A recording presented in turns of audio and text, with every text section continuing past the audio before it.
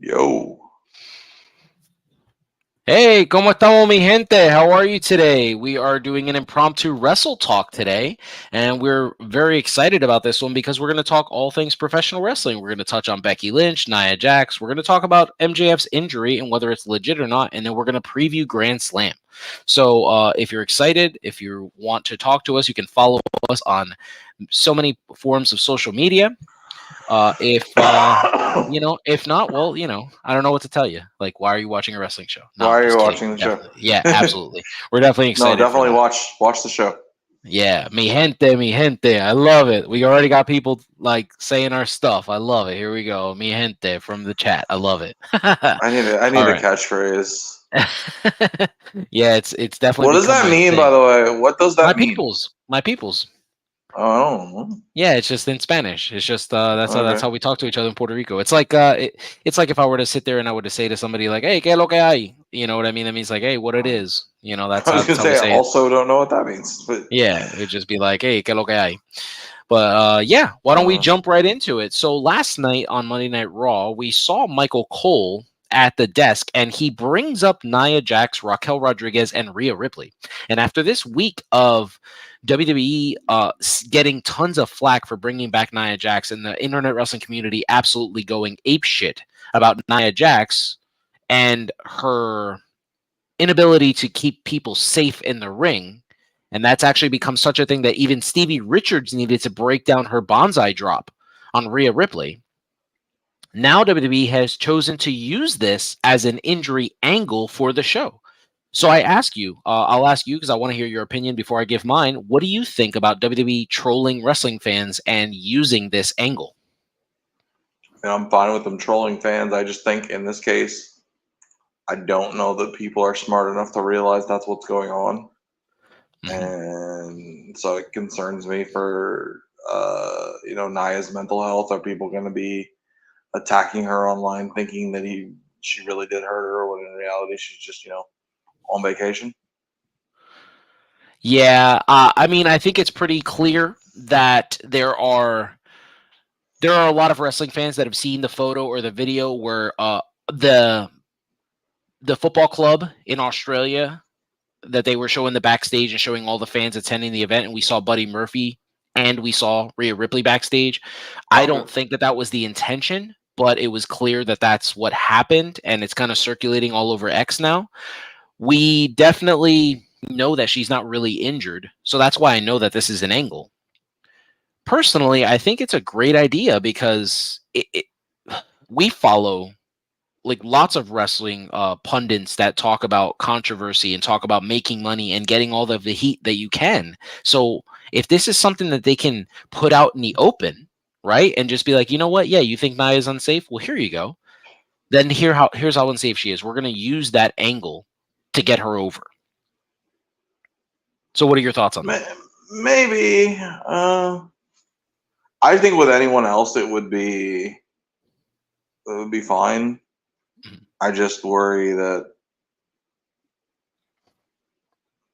people are just so vicious and gross, and they think they can say anything. Yeah. It concerns me from But that you also got to perspective. realize that the only reason that we know that is because of social media. Because back in the day, people used to get spit on. They would get bottles thrown at them. They would try to people would Oh try to hit them yeah, with chairs. I mean, this like wrestling fans being toxic like in that environment has been going around since like the Gorgeous George days. So it's not anything new. It's just that now we hold people accountable for this stuff. Back in the day, they never really cared. It was like, oh yeah, these guys like tried to kill me. Like when you would hear yeah. Carlos Colon talking about how he would walk down to the ring in certain parts of Puerto Rico, and he would say like one time somebody tried to stab me from the audience. Like this is a Well, yeah. normal occurrence. The difference is people thought it was real then. Like Yeah, we should all know. We should all know better by now. yeah, but Um, don't you love when you have an interaction with a wrestling fan that thinks it's absolutely real? mm, sure. Come on, like I love that. If Those are it some of my. were like a little kid, like if it was like Arthur, that'd be one thing. But if Oh, it's I like a love it. grown adult, I'm just like, really? I gotta tell you, like, just as the great Ric Flair once said, it brings a tear to my eye because every time I post a video on TikTok and somebody says to me, you know what, screw that person, they hurt Cody Rhodes' feelings, or they screwed over Roman Reigns, or they really upset Kevin Owens. I always like their post. I'm always like, you know what, I love that. Like, I'm not gonna fight with you. I'm not gonna tell you like, bruh, this is staged. Like, no, I want people to get kayfabe. That's amazing. Yeah, I mean, and then I Yeah. click on their profile, and you're like, these are fully grown adults that believe wrestling is real. Like, what? That's what's up. It's like Ready to There's Rumble come to life. yeah, there's some just interesting people on social media. As I posted Saturday night, I was like, just go on Twitter, X, whatever you want to call it, and just name search Bubba Wallace and just see what you see. I don't want to do that. People are harsh to Bubba. They're so mad. Yeah, I don't want to do that. People are so harsh to Bubba, and I don't understand what he did to get this people to hate him. But He encourages it though. Well, of course he does, because he's a heel. I love it. Anyway, I do want to touch on, you talk about people getting stabbed and stuff. That's why Roddy Piper would wear a leather jacket to the ring, because he got stabbed so many times that he was finally just like, fuck this. Yeah, that makes. I mean, obviously Roddy was definitely like, he was that dude. He would know how to protect himself in those environments, coming from the mean streets of Canada. But the From the Dungeon Pod actually has a great comment here. So why don't we touch on it before we move on to the next topic? So Nia versus Jade. Let's go. So currently, the rumor is that Nia is going to run through the women's division, only to have Jade come in and be the one to take her out. What do you feel about this? And then we could talk about Jade for a little bit. I hadn't actually heard that. I knew she's coming in, but I didn't know that was the plan. It's not a match I'm excited to see, to be honest with you, but I'm excited to see Jade come in, because like that, there's no one that's improved more in a short period of time than her. Yeah. And between her personality and the improvement that she's had in the ring, I think she's going to be a great addition to that division. See, this is exactly my issue with AEW right here. You just touched on it. We saw drastic improvement by her little by little. Her last match with Statlander, I was like, that's the best match she's had her entire run. Like, that's outrageous to me that you would let someone like that walk out of the door.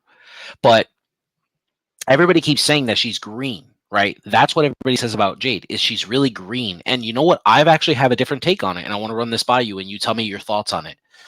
I had this take. I don't think she's green. I think she's perfect for the WWE style. I just don't think she's bred for the AEW system and the AEW style of in-ring performance. But I think the style that we saw in AEW is gonna absolutely make her look so good in WWE. What do you think about that? Yeah, I mean, I think both can be true. Like I think she was certainly green. She's obviously gained more experience now, but also I do think she's better suited and a much better fit for the WWE. Agreed. Yeah, I don't even think she needs to go to NXT. I personally believe if they're going to send her to NXT, please don't do that.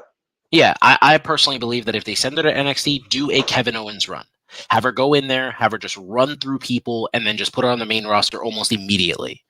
Like, hey, if she comes in now, right, just have her do From Now to Mania in NXT.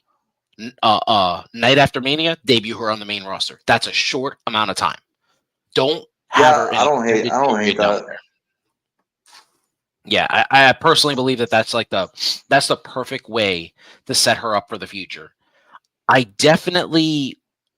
believe, because of her influences outside of professional wrestling, like with her husband being a baseball player and things like that, I think that a lot of that is going to translate back to like they're going to get her, like, husband's going to be front row, and like Major League Baseball could possibly get involved now with the whole Endeavor thing. She just looks great. I mean, she's phenomenal.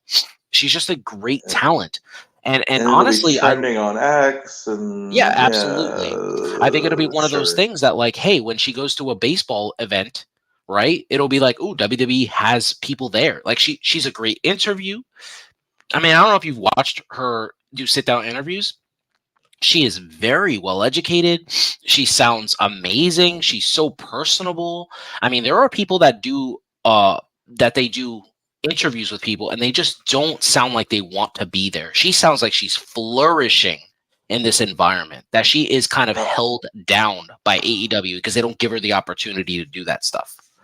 Okay, no, I'd only heard her in promos, and she doesn't come off likable at all in her promos, but she's a heel, so. Yes, exactly. She's a heel, so it's absolutely perfect. But no, she does a sit-down interview where she gives a lot of praise to people like CM Punk, where she talks about how, like, if it wasn't for CM Punk, she wouldn't be in the position she's in today. And we obviously know that the way Bryan Danielson feels about her. We know about some of the other wrestlers in the company that felt that the way they feel about her.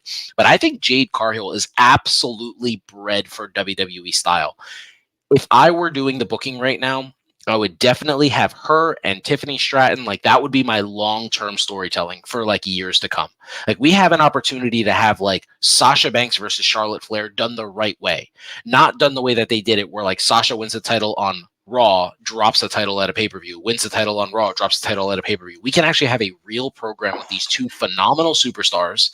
And let's be honest, if you need her, like, if you feel like she's not cut out to cut promos, which I think she does, I think she is good at the promos. There are so many people that can manage her. Yeah, she does a good job. She's just that's what I said. Like, I didn't like her very much because she cuts great heel promos and she's extremely hateable. Absolutely, yeah. I mean, personally, I'm sure she's a lovely person. Like, yeah. I would love to see that interview. Yeah, I'll definitely send you the link. You can see it's a sit-down interview. It's really nice. It's well crafted. I mean, clearly, like, he doesn't give her softball questions. He talks to her about all things wrestling. But I think that was the interview where it just kind of led me, like, you know how I am. Like, if I know so much about you outside of professional wrestling, for me, it tends to make me like you more as a character inside of wrestling. Like, it's kind of one of those things, like, it's really hard for me to root against Gunther knowing that he's so good with kids now, which I know a lot of people don't want to hear, but he really is. But yeah, I when I look at Jade, I just see a absolute superstar. I 100%, I'm not being hyperbolic, I see her main eventing WrestleMania sometime in the future. She's that good. Yeah, I could definitely see it. Yeah. The charisma, she just gets, like we said, she just gets better every day. Yeah. So yeah, I could definitely see that being one of those WrestleMania main events. Absolutely. I mean, to me, I think there's so many fantasy matchups that you could put her in there with WWE talent right now. Like, you can have her come in and start with people like Natty. Like, Natty would be perfect. It's a veteran who can lead the match and help her develop into the WWE style. You can have her work somebody like Natty, and then you can move her to have somebody work like Nikki Cross. And she can move on up the roster like that. Get her to the point where when she works someone like a Bianca, when she works someone like a Becky Lynch, when she works someone like a Charlotte Flair or an Io or an Asuka, that she's ready for that challenge. Personally, I just think the sky's the limit for her, and I'm very excited. But since we touched on Becky Lynch, why don't we talk about what happened yesterday behind the scenes? So all reports are saying that Becky Lynch and Tegan Knox, as requested by Becky Lynch herself, they had worked out a 10 to 15 minute match for Monday Night Raw, only for 10 minutes before airtime, WWE to take the match away from Tegan Knox and to give it to Natty.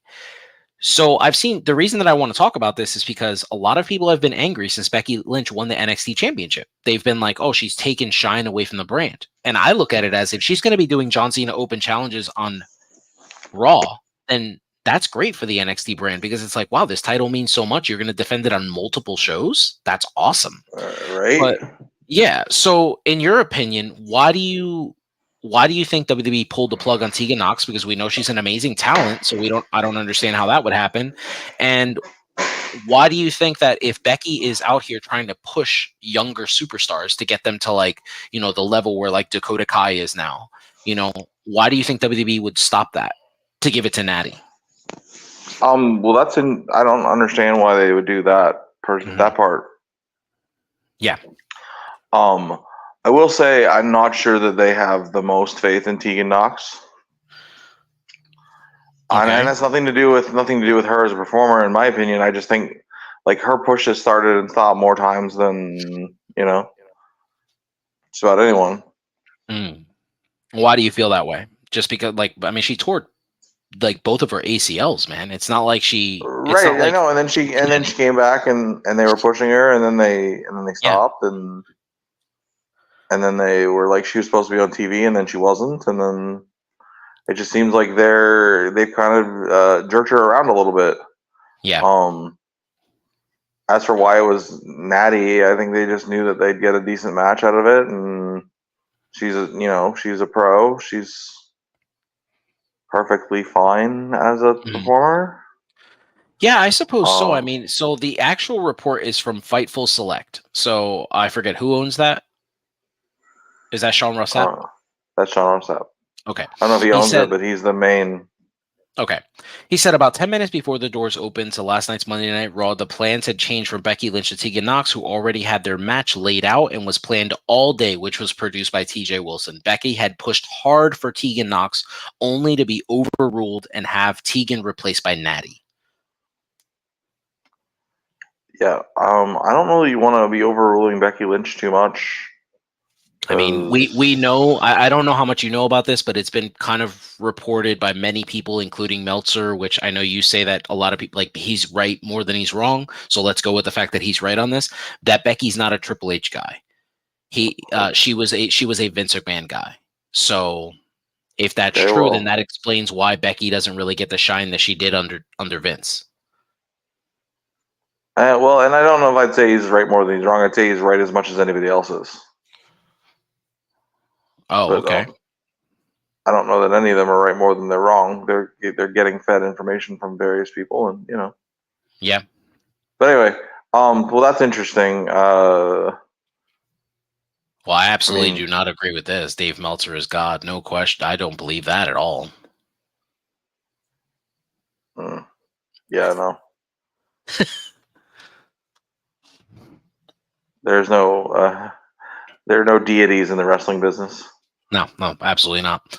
But But I do have some breaking news. I think it's breaking news at least. okay, go for it. Becky Lynch will defend the NXT Women's Championship at No Mercy versus Tiffany Stratton. Okay, that makes sense to me. She's got her rematch, so that makes sense. Oh. I guess we're absolutely going to. I assume she's going to drop the title right to her. That's my assumption. I don't believe That that would make the most sense, but that would absolutely. I don't know. I don't know how I feel about it being so soon. Like, I would like Becky, especially because Becky gave us a indication as to, like, she could defend the title on multiple platforms, and I think that that's great. It's great for the NXT brand. And another reason is, like, she beat Dynamite alone. Her and Tiffany, over 1 million people watched, like, Becky Lynch win the title. They watched that entire match. At the peak of its match, it was higher than Dynamite has had in months. That is massive, especially for the fact that when they were on head to head, Dynamite was crushing NXT, right? right. Well, and I mean, even typically when I was looking at the ratings a few months ago, when we would argue, they were still getting about 300K more viewers. Yeah, NXT has stepped up its game in the last few months, so I don't know if that's absolutely. still the case or not. Like right now, Tyler Bate and Butch are having a banger. That makes sense to me. From the Dungeon Podcast says that would be a perfect time for Jade to come out and beat up Becky Lynch. Well, that would be great. If her first feud is with Becky, then she's working a pro. She's working a pros Yeah. pro. What a great program, and what a great way to skyrocket her to the top. I just feel like, and I want to make this clear because I know that because you're a massive fan of his, so I'm not comparing the two. But I wouldn't be mad if Jade came in the way AJ Styles did, like just come right into the main roster, just completely skip NXT. I'm not saying she's as good as AJ. I'm just saying I wouldn't be mad at that. Did you just say that I was a massive fan of AJ Styles? Yeah, I thought you were a flat earther. No, Oh, definitely okay. not. Okay, No, my I bad. mean he's really good, but he's really good. Yeah, I just thought you were like a big AJ fan. That was kind of my assumption based on like conversations we've had in the past, and you talk about his in-ring wrestling ability. Nah, he's a great wrestler, but he's a kind of a weird dude. Yeah, agreed. So moving on from here, I want to touch on this before we jump into the MJF topic, but From the Dungeon Podcast actually poses a great statement here. Sasha Banks going to AEW. How do you feel about Mercedes Moné? That's what we're calling her now, bud. That Mercedes Moné going to AEW. Do you think with the way AEW runs the company and what we saw, let me rephrase this. Do you think Sasha Banks or Mercedes Moné going to AEW is going to work out, especially with how she left WWE? I mean, I don't think that has anything to do with it. What do you mean? Do I think her leaving WWE or however she left it won't It have was anything because to of do with creative and the well, lack sure. of So usage of women. and that may be an issue, but that Yes, that's what. particular, okay. I thought you meant like her leaving the way she left is going to cause an impact. No. I'm Which, strictly sticking to the fact of why have her and Naomi walked out, or Naomi walked out. Like, do you think that the way they felt about that, like Tony's really bad at booking women? Well, he's really bad at booking most of the women. The ones that get booked well are booked very well. Like Tony Storm's the best thing. Tony Storm's the best thing on that show right now. But do you think it's Tony? Because Tony has risen to the top. She's actually risen and done really great things with her, with the way she's been working lately. Or do you think that it's Tony that's making this happen? Almost kind of like wrestlers in the past who have just kind of been so good you have to put them on television. Or do you think it's actually Tony Khan that's like, oh, you know what, go out there and be Marilyn Monroe, at the end of her rope, where she's just spouting out conspiracy theories and she's like, be that character? Because I feel like Tony came up with this on her own. I don't know. I think the booking and the writing in that company is pretty collaborative. So it may be a kind of like they may have come up with the idea together, and like sure she came up with it and he's given her the rope to run with it. But like that's great if that's the case. Like he does that with I mean, Britt's been able to do that to a certain extent, and I know you're not a fan. I've got something I want to discuss there, as a matter of fact. Yeah, absolutely. We could jump right into that. We're actually doing great on time. We've had so many conversations, and we're only 22 minutes in. So if we're gonna have like an hour and a half podcast, we have so much time. So go for it. Jump into the next topic. Yeah. So I think I may have figured out why Britt Baker was so mad at Thunder Rosa for not being there, not showing up. She's the champion and she's not here. Apparently Britt's back is so messed up that she's been taking injections since at least last November. Okay. And this was on their All Access show that showed her taking a needle so she could get in the ring. So I guess maybe she felt if she's able to do that and willing to, that the champion should certainly also be willing to do the same thing. Okay. So I think I finally gotten to the bottom of why she hates her so much and why she was just so bothered by the fact that she's not there. Okay. Can I ask a question? Sure. If what you're saying is correct, which clearly it is because you said it was on the All Access show, and we're going off the fact that there's no way that show was a work because it made her so unlikable. And it made people like Sammy Guevara that was supposed to be a heel. Like, I feel like people came out of that show actually liking Sammy, and I don't think that was the intention. I think we were supposed to feel about him the way we feel about The Miz. But if that is true, and Thunder has said on multiple occasions, including on Bustin' Open, and Dave LaGreca and Mark Henry and Bully have actually stated on there that she's not lying, that doctors told her she couldn't travel. Why would Britt Baker be angry if a doctor told Thunder she couldn't travel? She was doing the Bustin' Open podcast from her house. And that's what she said on All Access. She was like, oh, she's going on this radio show every day. Why can't she be here just to say hi to the girls?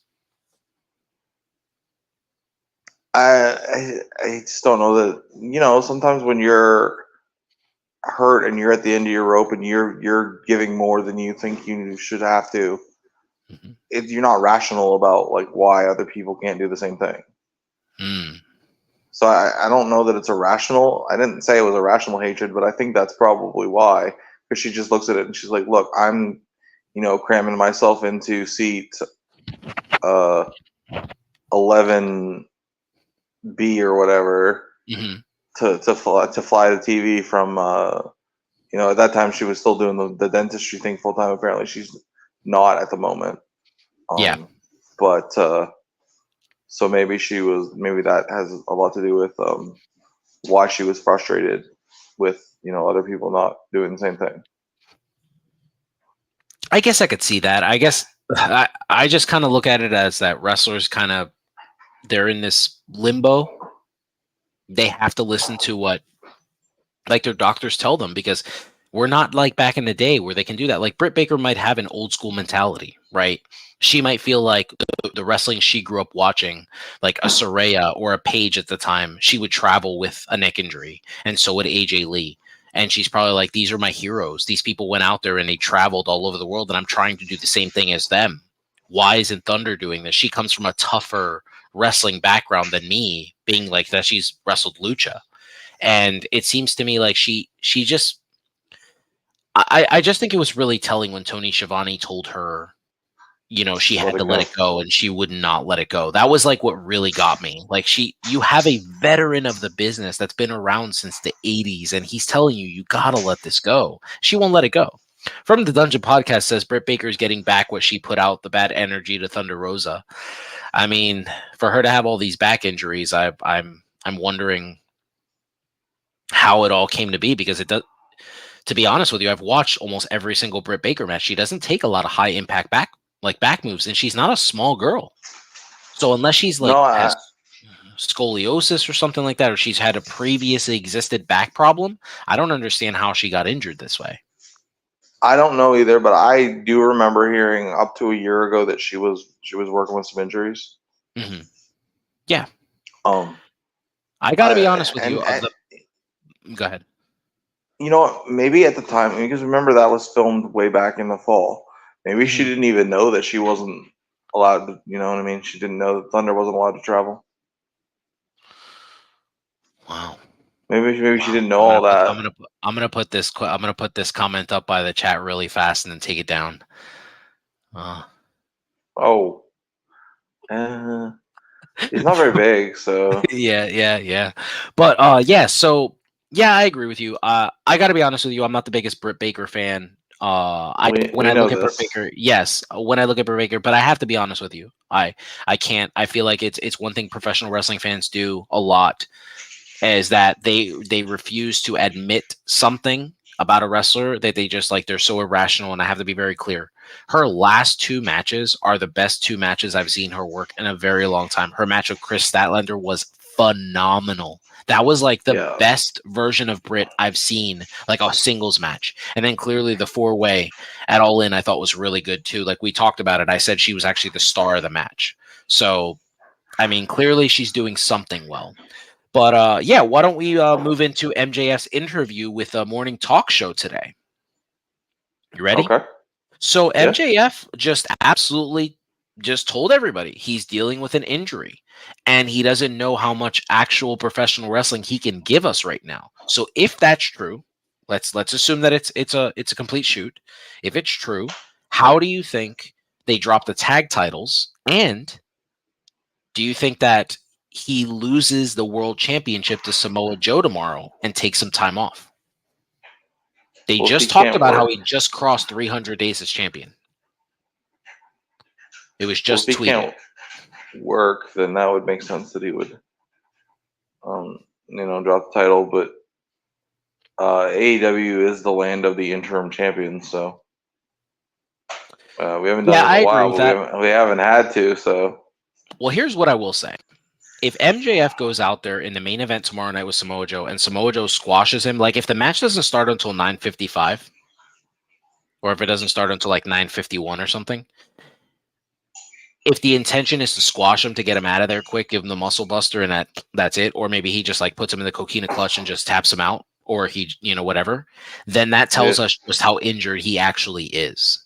Because if he can't work a match with Joe, who is known by lots of wrestling circles to be one of the safest in-ring performers ever, even for the fact that he's so big, I just wonder how bad his injury actually is. And do you think that because he's such a small guy that pulling double duty with the tag titles and working this extended like matches that he's been doing, especially since for the past couple of years he hasn't really done this. He's kind of always been a special attraction for AEW, but most recently he's been working a lot.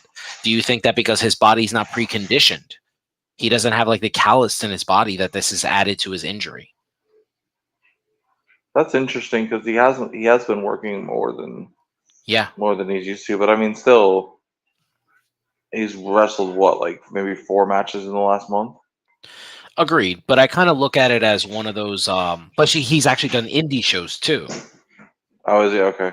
Yeah, he's shown up at indie shows to work, and those rings aren't as cushiony as like an Yeah. AEW ring. They're not as cushiony as a WWE ring. Like those are like cheaper rings. They might be a little bit stiffer, a little bit harder to work in. But what I will say is, when I look at MJF right now, and I think he's done a really great job of presenting himself as such a real big deal. You know, like I am the whole reason you come watch.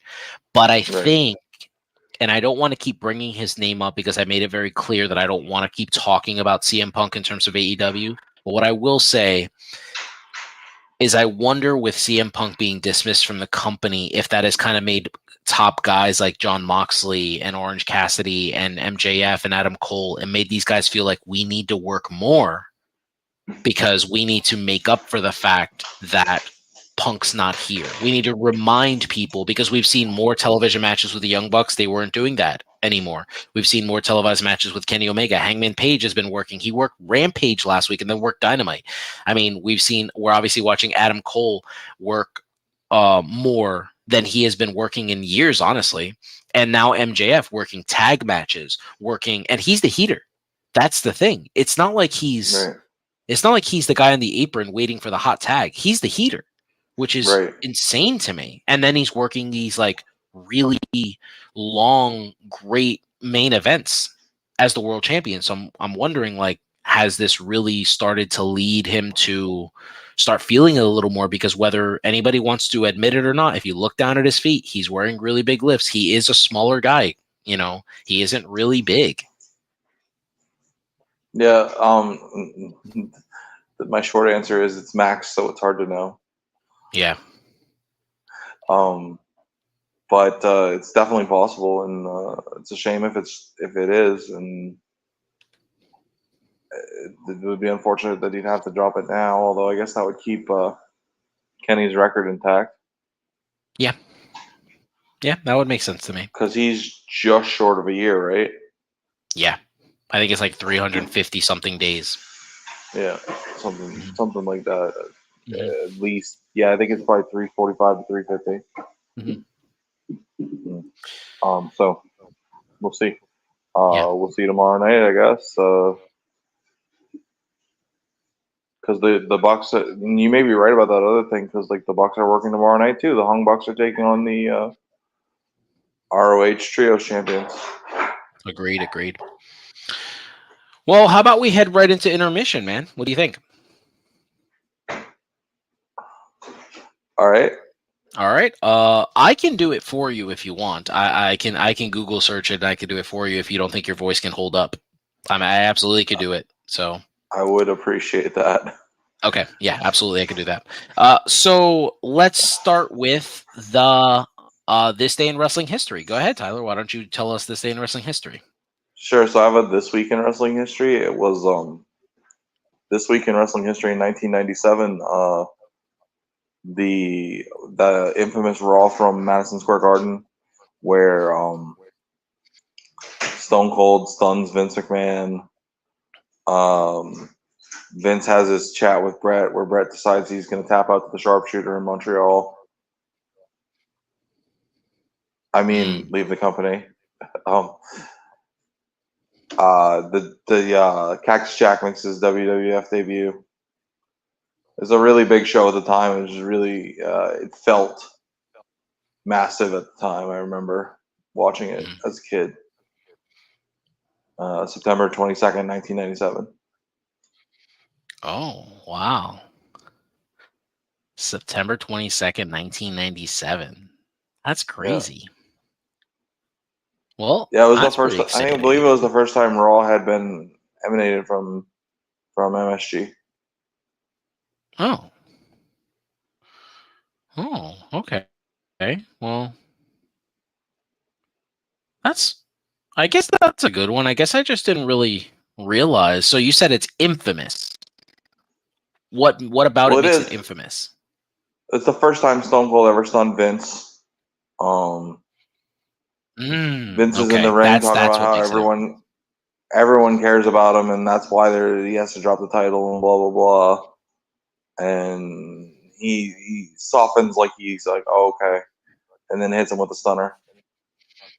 Oh, okay. And it's infamous in backstage because that is where Vince finally tells Brett that he's not going to be able to pay him his full contract Mm. up front. That's where they had the talk. It's 2 days after. Ooh, this is a big week in wrestling history. Also, this week in wrestling history in 1997, on September Okay. 20th, One Night Only aired from London. I believe it was London, England. It was England. Oh, nice. Where uh, again, infamously, Shawn Michaels defeats the British Bulldog for the European Championship after Bulldog had dedicated the match to his dying sister. Oh, wow. Okay. Well, on that note, why don't we do some Okay, wrestling trivia? they didn't know, and Shawn just suggested like, well, it would be a great way for me to get heat. It would be to screw him out of the title in his hometown, and they put him in the figure four, and the ref stops the match. Oh, okay. All right. Well, my trivia question of the week. Are you ready? I'm going to put you on the I'm spot ready. here. All I'm right. ready. Who was the first person to pin Mr. Perfect? I'm gonna use his Conrad Thompson given name. Got it. Brutus the fucking Barber Beefcake. No, that is wrong. Oh, it isn't. Okay. Okay. I'll give you What? another shot. Would you like a hint before I give you a shot? I got another answer, and if that's not right, give me a hint. Okay. Is it Warrior? No, Okay. it is not Warrior. All right, 2 strikes. So here's your hint. All right. Okay. This guy is an unknown good professional wrestling, but if you if you want to go back and watch any of his good wrestling, you have to go to Japan. Good wrestling. You have to go to Japan. So everything he did in the States was fine. Fine. Like I'm talking John Cena fine. Wow. That's a hint too. Hogan. Yes. That is the first person. That just seemed too easy. Oh, the Cena thing? Well, I feel like if I would have just like said the No, 5 no, no, moves of no. doom. Hogan just seemed like too easy an answer, so I didn't even consider Oh, it. I see. Okay. All right. I think Brutus was supposed to beat him, and then he had the accident where his face got destroyed. Yeah. It's so weird. You'll have to tell me sometime off air why Conrad and Eric Bischoff hate Brutus the Barber Beefcake so much, because I truly don't understand what he did to get that level of hate. I mean, I was never a fan of his either, but I I think don't Conrad understand just why hates they him hate him because so he much. sucked. Oh, okay. Yeah, he I don't did. think it's a personal thing, but I think with Bischoff, it's I think Beefcake and Hogan have had a falling out, and so he's loyal to Hogan. Okay. All right. So our wrestling promo of the week. Let me give it a go. Oh, okay. Go ahead. Go ahead. I was laughing because one of my roommates was in the next room, and I didn't really want to cut the Hard Times promo with him standing there, but he's left. Okay. We'll see. We'll see if the voice will let it happen. All right. Are you gonna do the whole promo, or are you just gonna do the hard times part? The Hard Times part. All right. Go ahead. Ric Flair put hard times on Dusty Rhodes and his family. You don't know about hard times, Daddy. Hard times is when the textile workers they out of work and they can't pay their wages. They can't make the money to feed their family. Hard times are with the auto workers. Hard times is when they hand you work for 30 years. They hand you a gold watch. Kick you in the rear end. Said a computer took your job, daddy. That's it, right? Yeah, I mean, there's a little bit more like, he's like, that's hard times, Ric Flair, and you put the times on the country by taking Dusty Rhodes out. That's hard times, and we had hard times together. But I admit, I don't look like the athlete I'm supposed to look like. My belly is just a big old, my hiney is just a little bit big, but brother, I'm bad, and they know I'm bad. Absolutely love it. Absolutely love Dusty Rhodes. God, He's the love best. Dream He's so definitely the much. best. Yes, Yes. 100%. Well, so my match of the week is actually from a I agree from the 19. dungeon. Oh, send that lousy Bret Hart home. Got it. That's hard times, Listen, man. I love it. he was so upset that he decided that he would tap out in Montreal and give the title to Shawn because he just didn't want to be there anymore. Yeah, that makes sense. We're going to talk about that in 2 months here. We're going to go to war. It's going to be hot. We're going to have to lead up to it. But yes, so my match of the week is actually from 1999 and is the opening of a WCW Nitro. It is one of my absolute favorite Sting matches ever. It is a Sting versus Diamond Dallas Page for the World Heavyweight Championship. They go about 24 minutes to open the show.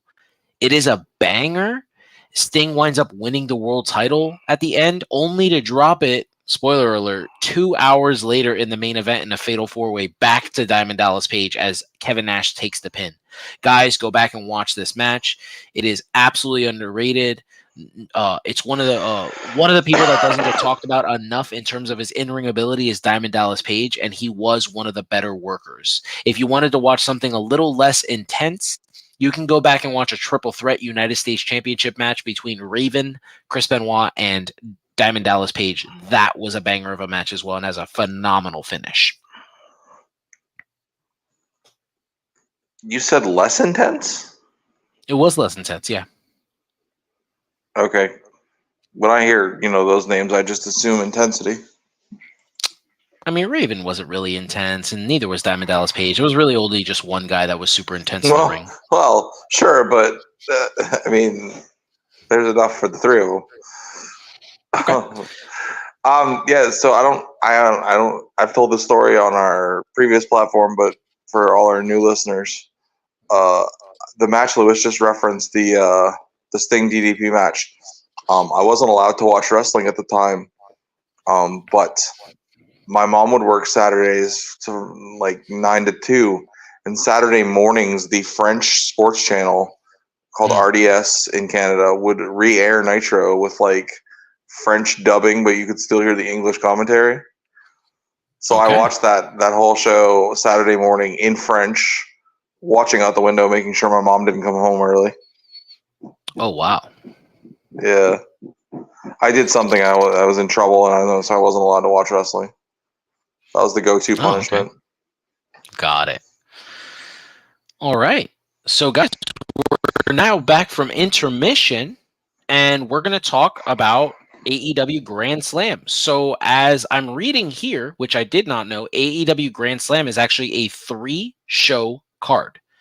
It has it's stemming from AEW Dynamite, and then it goes to Rampage, and then it follows up and it finishes at Collision. So okay, I didn't know that.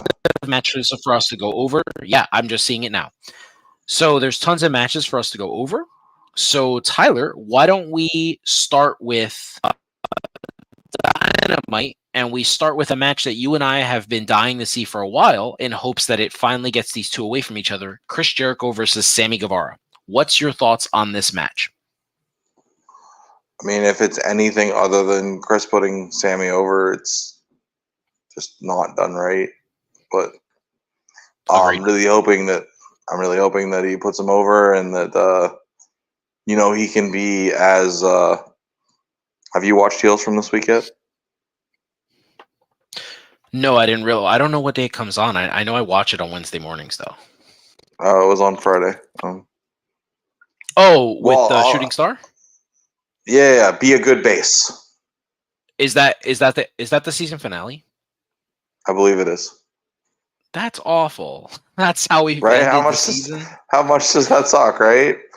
Oh my But at the god! All beginning right. when he's So practicing and his dad's just like, "You're not yeah. a high flyer. Be a good base, Yes. Chris. You're not a high flyer anymore. Just be there for Sammy." Yes. Absolutely. Your job tomorrow night is to make Sammy Guevara look like $1 million. I mean, he can probably take a I mean Spanish that's fly or kind of how I feel something. like. But Yeah, I'm sure doing a front flip and landing on your back can't be that hard, it especially if, just looks depending on so where he takes it. If cool. he takes it, yeah, This looks so cool. it looks really good. Yeah, Crystal does it. It looks really good, but she's also doing it to AJ Lee, so I'm assuming it looks way better, than it Yeah. would on a normal, instance. But moving on to the International Championship, which it looks like John Moxley's going to follow suit as Orange Cassidy, and he's going to continue to defend the championship at every single Dynamite or Collision. So John Moxley's defending the championship against Rey Fenix. Thoughts? I mean, it's a good way to end this feud. I assume Moxley wins. Should be a good match. Did I lose you there? Okay. No. So, in my opinion, I think this is one of the better matches. I think Phoenix and Penta, they're a super underrated tag team. And I also believe that they do a really, really good job in singles competition as well. So, I'm looking forward to John Moxley continuing to work the style he's working. It looks like he's bleeding less. It looks like he's going back to like the first 2 years of John Moxley, and we're getting wrestling Moxley, not what the internet wrestling community has dubbed him as the plumber John Moxley. So I'm excited for this match. Do you have what are your thoughts on Rey Fenix versus Moxley? Yeah, I don't know. I guess maybe I dipped out there for a second. I was saying that it's a good way to put paid to this feud. I assume Mox goes over. He's been doing some good work the last few weeks. I really enjoyed the match with Big Bill, and I'm not a particular fan of either guy. I just thought they both did a great job. And I think Big hopefully, Bill is one of the most underrated big men that we've ever seen. I know I've you're said a this fan. before. I know you don't like big guys. You like those little guys. That's so weird. Big Bill's Big Cass I was don't like. he was really good in WWE. I just don't like the really big guys. I don't know. Except I did. I like Sid. I like Diesel. So I don't know. So you just like big guys as long as they're super ugly, but if they're mildly attractive, you're intimidated by them. I guess. All right. Can't say as I've ever found Big Bill to be attractive, but all right. So let's move on to the Ring of World Championship versus the NJPW Strong Championship. We have Eddie Kingston, Mr. Boricua himself, versus Claudio Castagnoli. So what is your take on this match? it's probably the match I'm most excited for on the show. Really? That's interesting. Yeah. I think Eddie has to go over. Okay. Just based on promo, or do you think, in ring work, or just story? So Claudio already beat him at the whatever their WrestleMania weekend show is called. I think it's like Super Card of Honor or whatever. Based on the story, I just like it's like Claudio just joins whatever faction's feuding with the BCC so we can fight. Or sorry, Eddie just joins whatever faction's feuding with the BCC so he can. Wow, that's rough. I actually think he's a pretty solid worker. I think he's a pretty solid worker. But yeah. So he can fight Claudio like he would, like if you and I started a feud with the BCC, Eddie Kingston would team up with us. Yeah. I mean, I would trust Eddie to take care of us in the ring, so I'm okay with that. But yeah, I personally, I think the same thing. I don't think NJPW will allow him to lose the championship. It's since we know it's title for title, unless they're planning on taking Claudio and having him work in Japan. So I definitely feel like, Eddie goes over tomorrow night, just based on that alone. I mean, that's it's interesting that it is at least a guy that would be believable to go over and work in Japan. Yeah. I think we have another person in the chat. Yeah. We have Patty Reekin himself, the PVR superstar, Jersey Zone, the star, the icon. We got him in there here from Working the Marks. Definitely happy to have you in the chat here, brother. So let's move on to the AEW Women's Championship. So this is actually one of those matches where I don't know if people are going to get the finish that they think, but it's Toni Storm wrestling for what would be her third title reign against Saraya. There's been a lot of accounts that have said that Saraya needs to be protected in the ring now. She's not fully healthy. So do you see her dropping the championship this quickly? And if she did, would you be upset with it? Because personally, I think it would be great because Tony's on a hot streak right now with her character. Nah, as I said earlier, Toni Storm is the best thing going in that company right now. And so I wouldn't be upset. We got our feel-good moment at All In. Mm-hmm. Has she defended it since? I honestly don't know. It's hard. It's hard to keep up with the way AEW books their women, so it's really tough to see when they actually put people, you know. I would hate to see her lose it in her first defense. Is the only thing. I would like to see her at least get one. Yeah. I mean, if she's injured, I agree with From the Dungeon here. You shouldn't let her people hold titles. I absolutely agree with that. Everyone's, nobody's healthy. We'll put it that way. But she's not. She's not a typical what she's dealt with is not typical. In her case, you really just need to be careful because and you can tell just from watching her work and the style she's working that she's being protected nonstop. Yeah. Patty, you're absolutely right. Toni is peaking right now. Now. Can you imagine this character in the WWE? It would be killing it. Absolutely killing it. They'd be using it correctly. But yeah, I mean that's kind of that. I agree with you. I'm hoping Toni goes over. I'm a big Toni Storm fan. I've actually never understood why Rhea got the shine over her in WWE, but from what has been reported by multiple people, Toni just didn't have the right attitude for WWE at the time. She was too young. She wasn't there, and Rhea just gets it. So we can't really. Was it them in the finals of the first Mae Young Classic? I don't think so. I don't think Rhea Ripley won the Mae Young Classic. She won the first NXT UK championship. I thought Toni won it. No, Toni won the second Mae Young Classic. I think Io won the first one. Okay.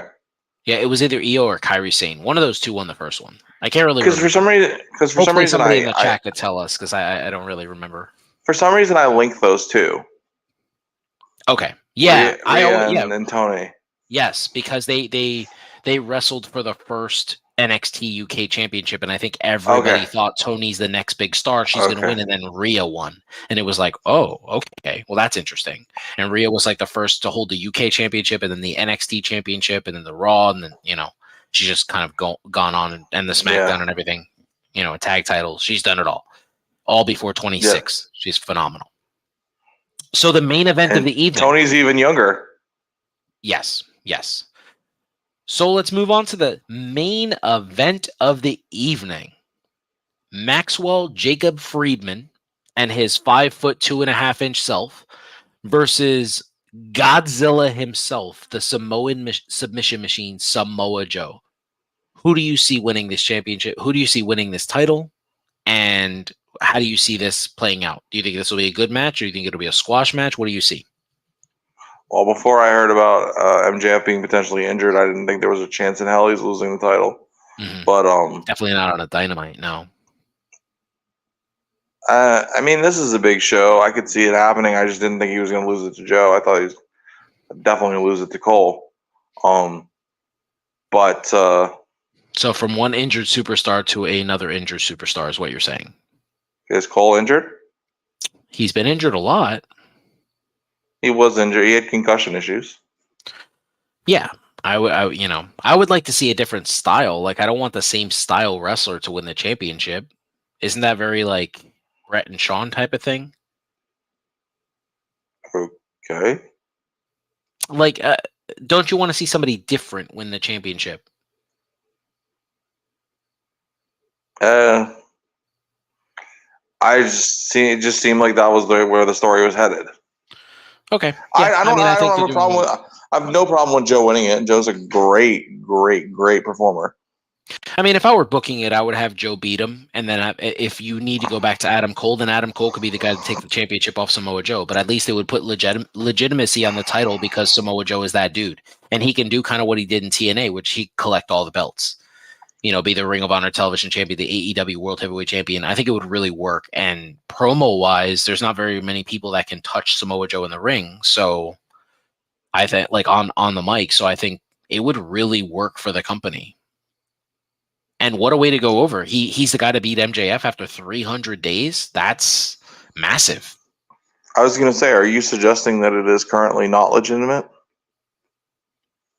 I think MJF has done his damn best to make that title less relevant than the Ring of Honor Tag Team Championships. I feel like the Ring of Honor Tag Team Championships, in terms of what we're seeing on television, those championships mean more than his AEW World Title. And that makes zero sense to me since it's an AEW show. I don't know why you think that. But when has he defended the championship? How many times has he defended the tag titles? When does he talk about the championship? Every time he speaks, the Triple B.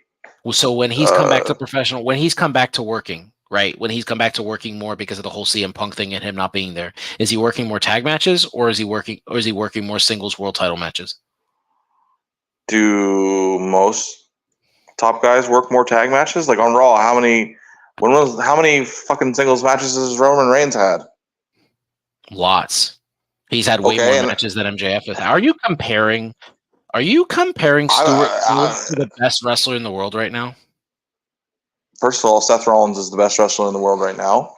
I mean, says you, but most people say that Roman Reigns is the best wrestler in the world. PWI. I don't think most people think Roman Reigns is the best wrestler in the world. But well, I think most people don't actually watch professional wrestling. They just kind of see the news clips and headlines and stuff. But I can steer you towards a lot of Roman Reigns clinic matches, and you know, he would definitely be able to teach a seminar to some of the AEW talent. I just know the last match he had sucked. His last match he had with who? With Jey Uso. What? With a match with Jey Uso on SummerSlam. That match, even though it was underwhelming, was better than 99% of the All-In card. That is not even remotely true. Yeah, absolutely, it's true. It was better than 99% of All-In. It was boring. They did nothing. It was boring. It was boring and predictable. So, what did you want to see? Blood? No, not necessarily. I want to see a good match, and I didn't. We did get a good match. And Roman isn't protected. He's the guy that goes out there and protects. MJF is protected. He's only put out there with good wrestlers. He's never wrestled somebody that's like on his level. You know, he's always working guys that are so much better than him that can carry him to a good match. Who's Roman carried? Well, the Usos, Sami Zayn,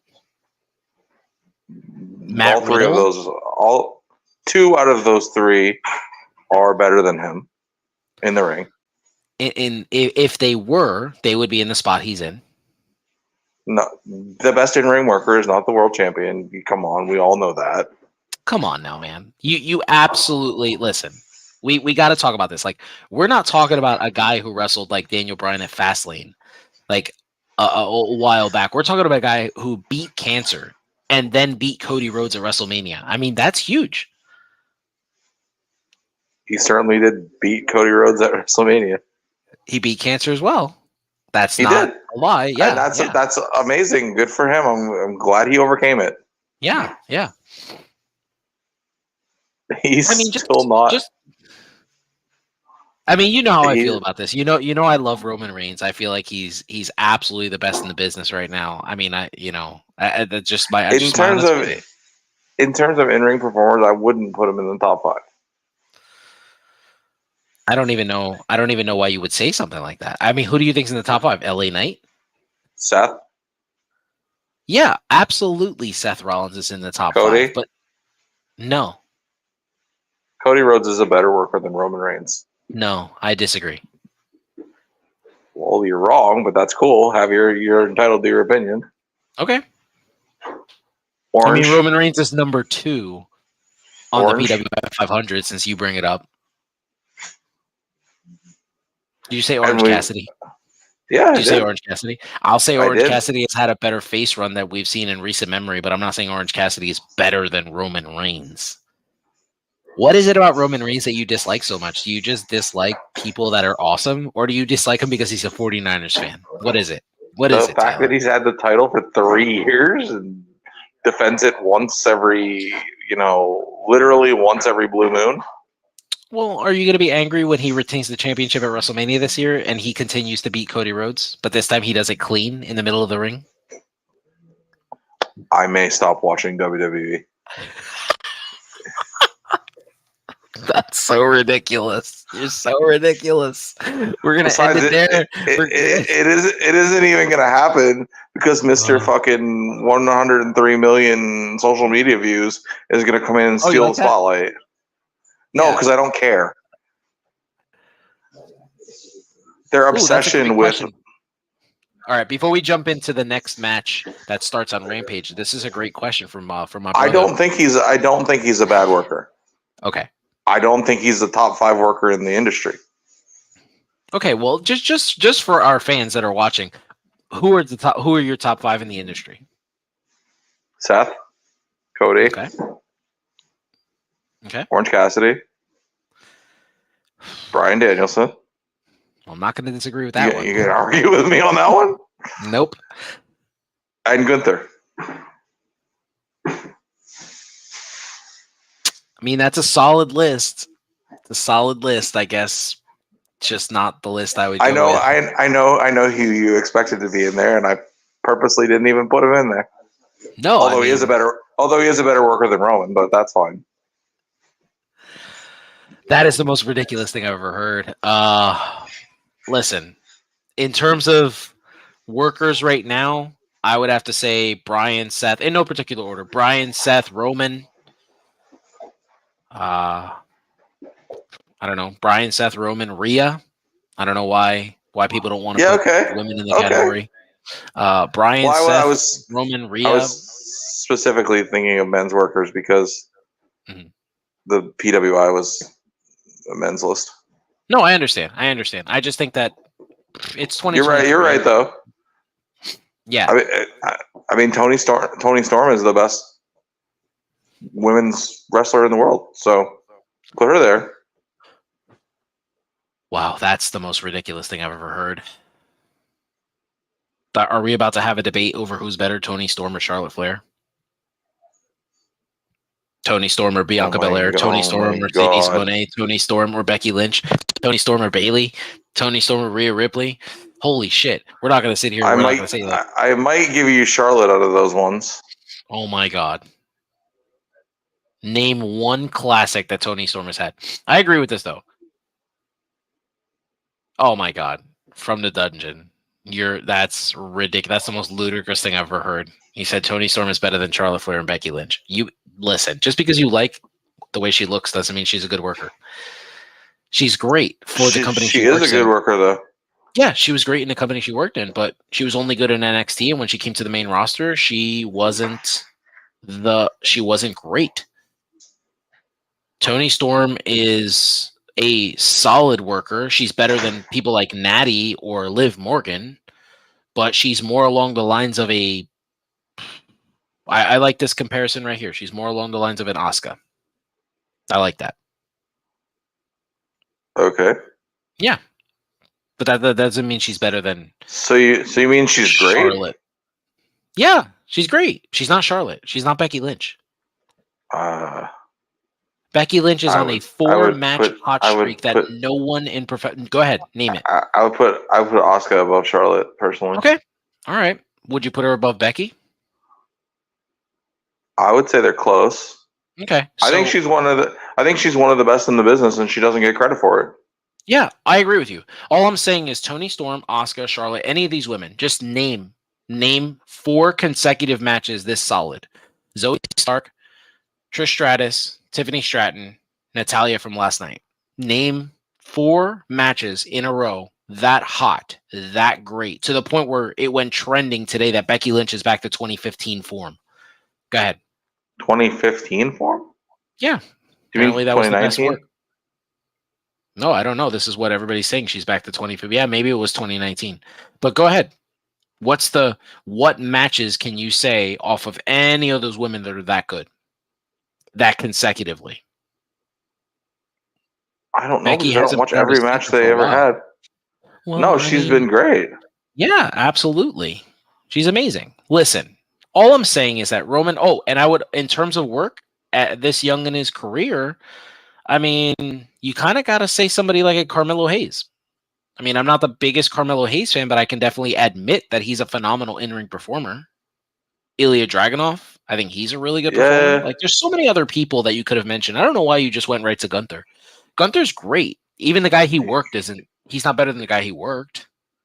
But For a just guy for the that size to be able to do, I mean, as far as being a big, as far as a big man, I just think he's. Yeah, I think Gunther's amazing, but to consider him top 5 in the world right now, I think that's really, he's top 10 definitely, but there are definitely 5 better workers in the business. And as Pat said here, working isn't just doing moves anymore. Yeah, I definitely understand that, but so as far as compelling, exciting, oh my god, I'm on the edge of my seat, Roman Reigns storytelling title matches. He's got in the last year, he's got Cody and he's got the story from the Royal Rumble because of the Sami Zayn factor. What else? I mean, I get your love for Sammy, but he's not even better than his tag partner. No, So you're I gonna say understand Sammy's that. better? No, I understand that. I didn't say he's a better worker. I said because of the factor of is he going to turn? Is he going to stay with the bloodline? Is he going to turn on KO? All that was compelling. You didn't know what was going to happen. Yeah. There's no drama in his matches because you know he's going to win. You don't know that. Did you think he was going to win at Cardiff? I thought he was going to lose at Cardiff. I thought he was going to drop the titles to McIntyre. They never do that. What are you talking about? AJ Styles won the championship in a different country. He beat Jinder Mahal in a different country. No, he didn't. I don't believe so. He won the championship in London. Okay, but that wasn't what I meant anyway. They never give the hometown guy. Oh, the rub. Yeah, you're right. That is a WWE thing. Yeah, hometown people lose their matches. That's right. It's good. It's good heat. It's good heat. The one time that I thought he might lose was WrestleMania. Yeah. Yes, we're gonna touch on this real fast. Before we say that, I definitely want to say what Pat said here because that's absolutely true. Becky Lynch does less than Tony, gets a bigger pop. That in itself makes her better than Tony. Agreed with that. But moving on, Roman. Listen, the Rock's not coming back to beat Roman Reigns. That's just not going to happen. Especially for their family, and it's just not good for business for the Rock to come back and be the guy that actually beats Roman. That's not going to happen. Roman's definitely going to beat the Rock. There's no question there. The Rock would have to come back to a full-time schedule for them to actually pick him to win this match. So, by that logic, does less gets a bigger pop? The Rock can come out and raise an eyebrow and get a bigger pop than anyone in the business. So The Rock is the best worker in the business? Yeah, no, absolutely. he's not. No, he's not. Not even close. What do you think worker is? Do you think it's just professional wrestling moves? Because in the ring, is The Rock the best? It has been said to me before, and I've found it very hard to dispute that Scott Hall is a better worker than Bret the Hitman Hart. No, he's not. Okay, but in what sense? Because in terms of his character, so there's a difference between worker and performer. But we're talking about worker. That's what we're talking about. Right. So as a worker, Bret Hart is better. He has better matches.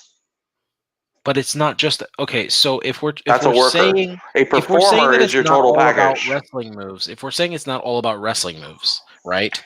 Then why did you just bring up matches? Because in-ring psychology is a part of it as well. Okay, The story you tell in the ring. Scott Hall is not a better in-ring storyteller than Bret Hart. how could you possibly say something like that? He is a fantastic performer in the ring, and he is a much better promo than Bret Hart. So therefore, if you say he's a better performer, I might be there with you. But he's not a better worker. Okay, but at the time that CM Punk and CM Punk were in their height in WWE, CM Punk was considered the better worker because he was able to encapsulate everything that makes a professional wrestler. And Daniel Bryan wasn't WrestleMania 30 Daniel Bryan. He wasn't Yes-Soul-Mania Daniel Bryan. So it's really hard to disagree with that. I would say that Punk was a better performer overall, and Bryan was a better worker. No, to me, there's a difference. I disagree, but I just disagree in terms of Scott Hall. Like, Scott Hall is just he's a unique person who, if not for his addictions, he would absolutely be higher on the pecking order. I think his addictions alone are the reason why he was never a world champion. I don't think it was anybody's fault. I don't think it was anybody's booking. I think it was just his personal life. But when you go back and watch Scott Hall matches, he wasn't a typical big man, bro. He was a special. No, I'm not taking anything away from him. I think Bret Hart is the most realistic looking worker, the best storyteller in ring in WWE history. He doesn't necessarily have the best moves, but in ring telling a story of a match, I think there's no one that can touch him. I think Scott Hall had a more complete package as a performer. Which makes him a better worker. No, it doesn't. You're not see, what I'm doing is I'm separating the in-ring work from the performer. I don't understand because they're two different things. No, they're not. Because a worker is different than a performer. Wrestler. You're saying he's a better wrestler. Okay, so we'll say he's a better wrestler. So we'll change it from worker to wrestler then. If that makes it. Right. Bret Hart's a better wrestler than Scott Hall, but Scott Hall's a better worker than Bret Hart. See, to me, the wrestler would be the total package, and the worker would be the in-ring performer. If that were true, Shawn Michaels wouldn't be the GOAT. Shawn Michaels has said himself, Bret Hart is the better wrestler, I'm the better sports entertainer. And who do we consider the GOAT? Who does the world consider the GOAT? I guess Shawn. I mean, I don't, but it's so weird because I love Shawn and I think Bret's better. Mm-hmm. This is a pretty good comment. Come on, it's a pretty good comment. It would be if I didn't. It would be if I didn't already know. If you hadn't already told me what his gimmick is. No, Pat doesn't like. Pat is very truthful when it comes to Bret Hart. He doesn't like Bret. You know, some people just don't like people. Like, that's how it is. Like, I didn't like Dean Malenko. I don't have to be a Dean Malenko fan, but I'm still able to appreciate that he was a good wrestler. Like, it's not like Pat's out here saying, like, you know, it's not like, oh, this is for you. This is for you. That comment was for you because I know how much you love Brock. But both of those guys are in my Mount Rushmore. You know how much I feel about Bret Hart. I'm gonna go to war with you when we do the Montreal Screwjob. We're gonna really go into it. Brock from the first part of his career is one of the best ever. Yeah, absolutely. If he doesn't leave to go join the Vikings, he goes down as the GOAT. Right. The second part of his career, they made him just, to me, unwatchable. I disagree. I disagree. And then he's closed it out, and if he is done, but the last year he's been great again. Yeah, he's always been great. He just did what Vince wanted him to do. His job was to go out there and maul people. That was his job. Right. When he came back from the UFC, he was a fighter. So yes, he did his job well. It's just the job they gave him that I didn't like. Yes, you're right. Yeah, he's perfect. He's one of the best ever. Wow. I'm not even putting that on the chat. This dude just said Lex Luger is better than Bret Hart. I definitely don't agree. I love Lex Luger, but I definitely don't agree. I definitely don't agree with that. That's ridiculous. That's absolutely ridiculous. What did I call Lex Luger a few weeks ago? Like, The total package, the narcissist, the all-American. The most the greatest United States champion of all time. Pointless. Like, I'm talking like 90s Lex, not 80s Lex. 80s Lex was great. Yeah. But like from the time he went to WWE to the end of his career, it was just like kind of there. The dude was with Miss Elizabeth. He was winning at life. See, you can't say that and not have me. What? He was dating Miss Elizabeth. That's awesome. Yes, he was. Miss Elizabeth. What are you about to say? I don't want to say it. Okay, well then don't say it. Let's move on to the rest of the card then. I mean, it just didn't. Clearly, he didn't. It didn't exactly end well. Yeah, but that's not his fault. So we're not going to have anything he didn't do. He's done a tremendous job of changing his life. Yeah, absolutely. Okay, so we're moving on to the Rampage Grand Slam card. So we have the Trios Championship, the Acclaim versus the Dark Order. Yeah, I don't know how they're going to fit all four of these matches on Rampage, but there are 4 matches on Rampage, and this is the first one. Well, that match should only take 5 minutes. The Acclaim squashes the Dark Order. They'd do some scissoring, call it a night. Yeah, agreed. Yeah, I don't really have much to say here. I think that the Acclaimed is they're definitely over, but just to that little niche group. I don't know if they get over. I don't know if they're allowed to scissor in any other company, but the Ring of Honor World 6-Man Tag Championship. You talk about the Hung Bucks versus Mogul Embassy, which is Brian Cage in the Gates of Agony. Do we honestly believe that the Elite is going to lose this match? I don't believe so.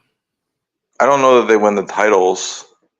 It's just kind of weird. I don't know why they would put a Ring of Honor title on these guys when they've got better things to do. Well, I don't know. It feels like right now all they're trying to do is troll CM Punk instead of actually work. Maybe. I mean, when it comes to Hangman, I really can't blame him. Like, bro went out of his way to just take a shot at him. Yeah, absolutely, definitely. For no reason whatsoever. Well, but Hangman Adam Page has actually done a really good job of staying out of the spotlight in terms of the CM Punk thing. He's an adult, unlike the other two. So moving on, we're finally getting the match that we didn't get at AEW All In, which was Dark and Sting versus Christian Cage and Luchasaurus. Obviously, we got Swerve and Christian, which, I'm sorry, when you take out Swerve Strickland, who might be one of the best performers in professional wrestling today, and you replace him with a dinosaur, I don't know that the match is going to be better. So, no, definitely not.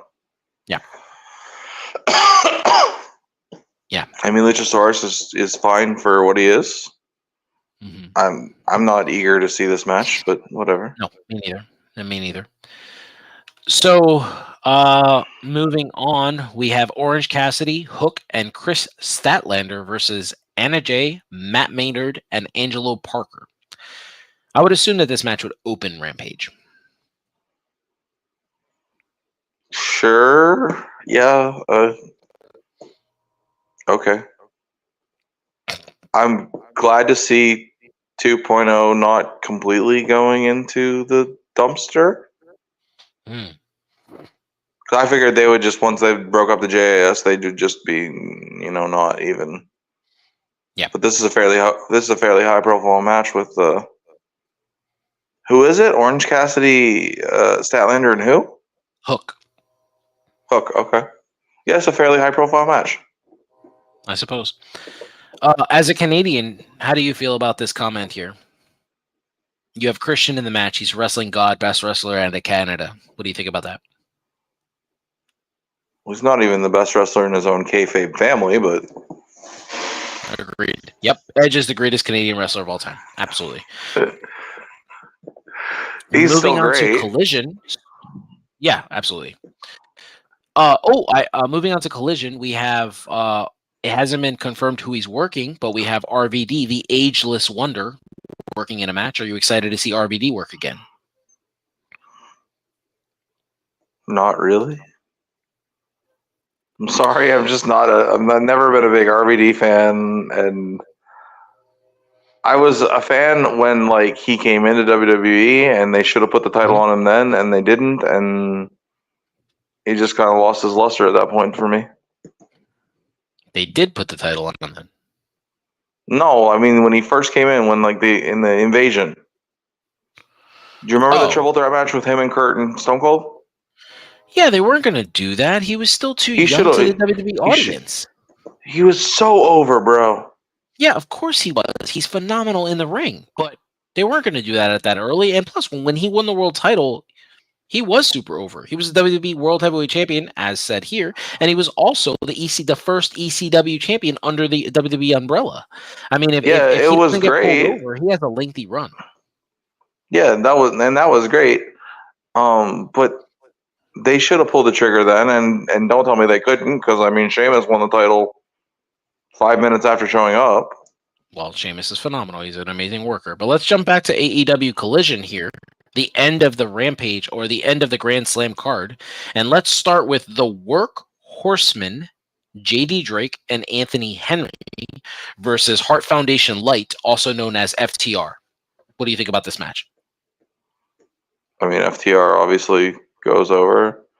I don't actually know who the other guys are, so I didn't know Collision was becoming Rampage, but cool. Yeah, I suppose you're right. All right. Or Dark, for that matter. And then we have an impromptu match that I actually think is going to be a really good banger of a match, which is Jay White versus Andrade El Idolo. So what do you think of this match? Inject it into my soul. Yeah, this is going to be a phenomenal match. Yeah, absolutely. That may be now the match that I'm most excited for on the entire week. Interesting. Okay. Well, the match Those guys are both amazing. Yeah, no question. I agree with you. Well, the match I'm most excited for, I saved for last, which is Bryan Danielson versus Ricky Starks. Okay, I didn't realize that was happening. Okay. Yes, that is the main event of Collision on Saturday, and they are working each other in a Texas death match. So we are looking for blood, and more blood. Obviously, Bryan Danielson has made it very clear that he wants to be violent, and him and Ricky have gone to war. I think this is his perfect opportunity to put Ricky over, since he's made it clear that this is his last full-time year in professional wrestling. I can't see how he wins this match. Right. So I had a question about that. So his contract is up at the end of this year, right? Yeah. Otherwise, 7 just seems like an arbitrary number to be like, yeah, I'll be retired by the time you're 7. Mm-hmm. But if that's when his contract expires, then that makes sense.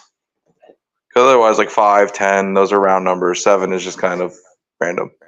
Yeah. I didn't know why he said that, but that makes more sense. And retired, he said. Retired, he still says he's gonna work some places, but yeah. I mean, he might go back to the E. You never know. You never know. He could just go back there, be an ambassador. You know. Yeah. I don't know that I really want that. I mean, that's where he was the most over in his entire career. I think if he showed up to a live audience, that place would absolutely lose its mind, whether he was the Planet champion or if he was the leader of the Yes movement. Can you imagine a year down the road as LA Knight is celebrating in the ring and everybody's screaming, yeah, and then all of a sudden you hear, the Valkyrie song, and then Daniel Bryan comes out and they start rocking and going absolutely ape shit. And it's like, yeah, yes, like dueling chants. That would be craziness.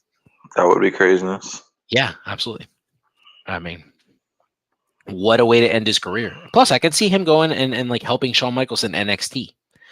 That would be a really big deal too. Well, yeah, if he came back and did stuff like that, that's one thing. But I just think they let him wrestle more the way he wants to in AEW. Yeah. Yeah, I agree with this. Dragon for WWE Hall of Fame 2024. That would be phenomenal. I agree Yeah. with you there. Yeah, 100%. I'm down with that. Obviously, we know. I don't think it's speculation at all. We know Bray is headlining this year. Yeah.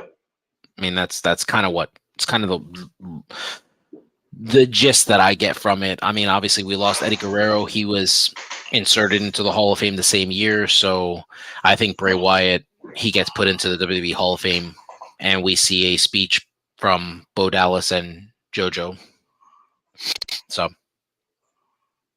you know, Yes, you're probably right. yeah. Well, yeah, I would love that. Give me Dirty Dom versus Brian. Absolutely Oh, agree.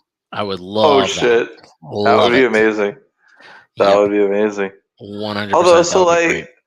I want to. This is something I want to talk about. What do you think about Dom just like losing to Cody in 3 minutes? I think it's fine because Rhea's not there. And the whole point of his Okay. character is, Okay. he can't win without Rhea. Well, because that's interesting. Because then he goes out tonight and has a really competitive match with Carmelo Hayes. Yeah, because he's wrestling like developmental talent. That's how I it's thought they supposed to were. be I thought they portrayed. were the third brand now. Well, they're I the thought third that. brand because they have Becky Lynch as the champion. But Well, I thought Nick you're not Khan saying said that. they were the third brand. Third brand again. Yeah. I guess I just kind of look at it as that they still kind of, they're still, I don't know. I guess I mean, kind of look at yeah, it as like the Dirty Dom is a main roster talent. He's going down, but I don't know. I don't really yeah, know. Obviously, yeah. I he is guess. an NXT guy now, though. He's going to be working more NXT. Like, I'm wondering if he only worked Cody. It looks like there was a lot of changes made to Monday Night Raw, too. So I don't know if Cody was supposed to work Dirty Dom this week.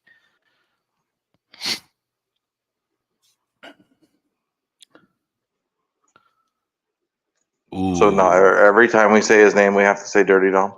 Absolutely, because that's what he is. He's Dirty Dom. Just like we have to say Big Bronson Reed. AEW has 4 developmental platforms. Well, that is absolutely true. We're about to see that when we see Jade Cargill take the step to the next level and just absolutely kill it.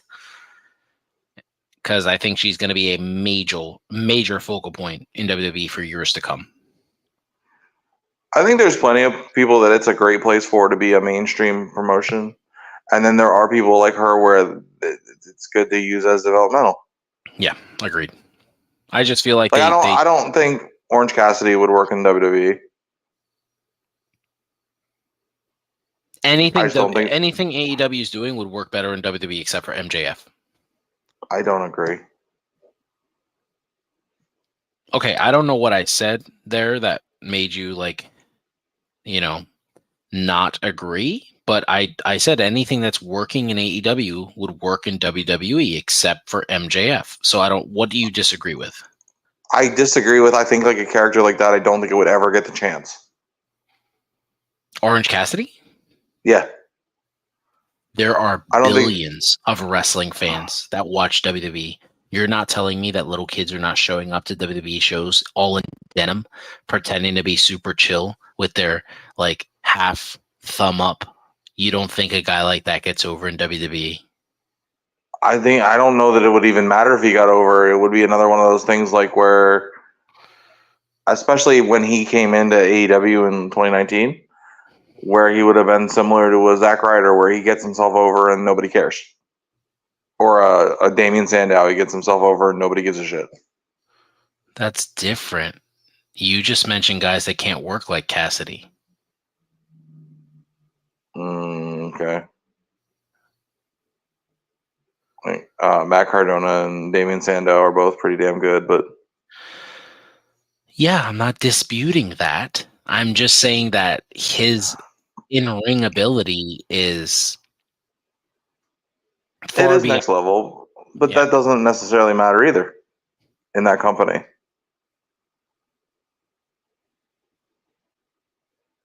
Yeah, I just think he would get over fine. He would get over fine. I do agree with this. I do not believe that the Young Bucks would work in WWE. They're NXT for life. They go to WWE, they're NXT for life. They never make it to the. If they make it to the main roster, they're like Karrion Kross.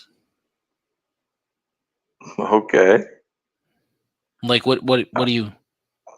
I don't see how. You want to talk about over? They're as over as anybody in the business. Having a toxic fan base does not mean you're over. Okay, You but literally cannot say any. having a huge fan base means you are. What huge fan base? You If don't they think were the young transcendent superstars, they wouldn't get booed in Chicago. Sure, they would.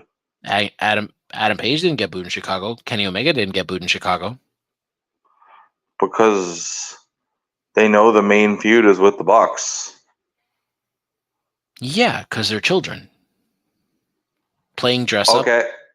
Okay, and he didn't throw gasoline on a fire when the first thing he said when he came back was this is a business full of counterfeit bucks. Yeah, I mean they are. I don't. You love that line. I mean, I have a text. I did love it. It was hilarious, Yeah. but it also adds fuel to the fire. Like he's not blameless in this. He's as equally as childish as anybody else in the feud. No, I disagree with you. I don't think CM Punk did anything to the Young Bucks on his second run. He did everything in his power to work them, and they chose their little hurt feelings over making money for their company. And he had an incident with someone just about every time he showed up at a building. Mm. And I'm a big fan of his, but he acted like a child. Interesting. I find this interesting. He did not act professionally.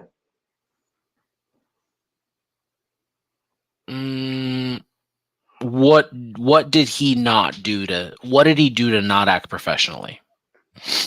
Let's see. There was the shot at Hangman.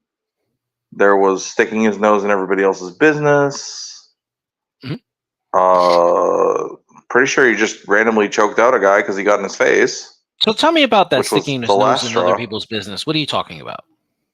Well, he had no business being involved in that glass spot with Jack Perry to begin with. Of course he did. Of course he did. AEW Top Brass asked him to talk to Jack Perry. He was doing his job. This dude got fired for doing his job. No, he got fired because he choked out a talent on backstage at a show. Because Tony Khan feared for his life. And also, yes, apparently was quite aggressive with his boss. Okay, so let's read this Samoa Joe quote from today about the incident. This was straight from Samoa Joe's mouth. That's up for whoever perceived it. I'm used to that environment. Those things don't seem very intense to me, but it could be somebody. It could be something crazy intense to someone else. I really wasn't affected by the moment. I didn't think it was intense at all. This was Samoa Joe on how intense CM Punk and Jack Perry's altercation was.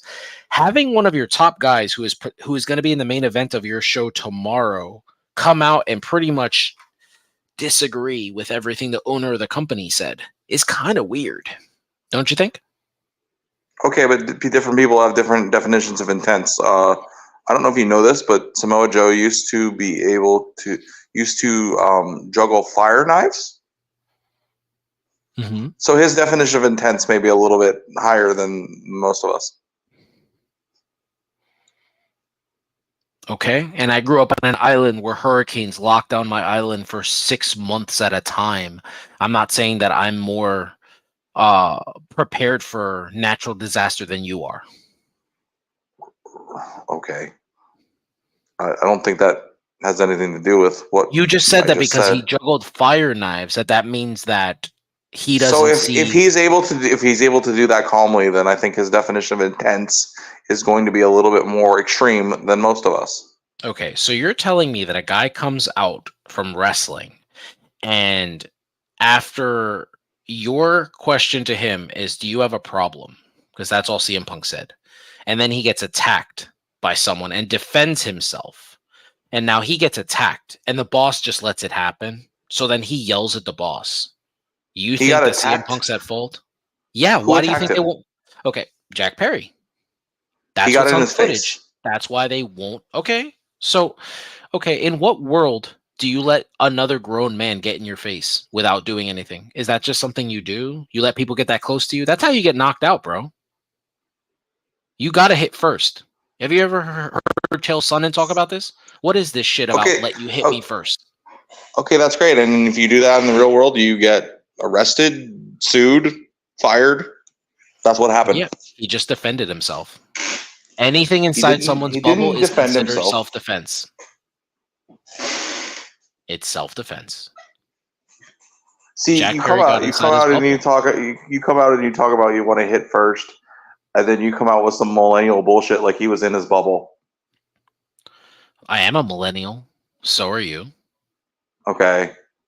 So But what? that's what's next. He wasn't in his. He didn't give him a safe space. Did he gaslight him? I don't know, but I know that Jack Perry approached him, and CM Punk, being that the Young Bucks have come at him before, he was like, I'm not letting this shit happen again. And he choked him out. And I think that Tony Khan's going to look really stupid when somebody in that company gets pissed off at him and they leak the footage. And he looks like an idiot for telling thousands of people in a Chicago arena that he feared for his life, only Okay. for them to be like, bro, who's just standing there. Like CM Punk never So, approached him at all. so Lewis, what happens if you go to work and somebody gets in your face, you choke them out, then you Yeah. scream at your boss? What would happen? I've actually hit Greg Fiote, and Nigel just told me to go home. He didn't fire me. You do know that. Okay, but Nigel's a pretty special. All right, but boss. you said my boss, and that's so my if boss. you, That was my if you boss. showed up if you showed up at work tomorrow, Okay. somebody got in your face, you choked them out, and then you yell at your boss, what's going to happen? I mean, that's What a do you little think different. is going to happen? What I is the have most kids likely now. scenario? What is the most likely scenario?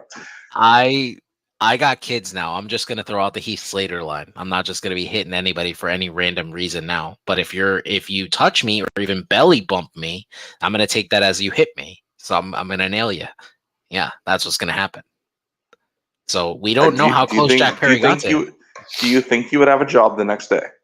I mean, possibly not, but I'm a butcher. I work for a trade, so I can go anywhere in the world and get a job. So could CM Punk. Exactly.